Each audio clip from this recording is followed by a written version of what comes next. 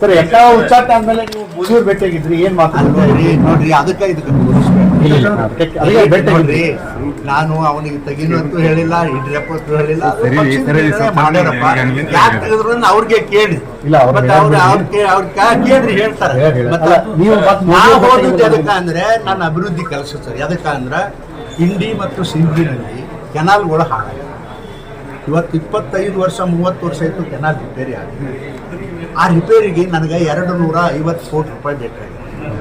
ಆ ರೂಪಾಯಿ ಕೊಡ್ರಿ ಅಂತ ಹೇಳಿ ನಾವು ಹೇಳಕ್ಕೆ ಅವ್ರು ಏನು ಹೇಳಿದ್ರು ನೋಡ್ರಿ ರಮೇಶ ಇದು ಕೇಂದ್ರ ಸರ್ಕಾರದಿಂದ ನಾವು ಮಾಡಿದ್ರೆ ಇದು ಸ್ಟೇಟ್ ಸಬ್ಜೆಕ್ಟ್ ನೀವು ಇನ್ನೊಂದಿಟ್ಟು ಹೋಗಿ ಸಿದ್ದರಾಮಯ್ಯನ ಕೂತಿ ಹೇಳುವ ಅವನಿಗೆ ಸರ್ ಈಗ ಬಿಜಾಪುರಕ್ಕೆ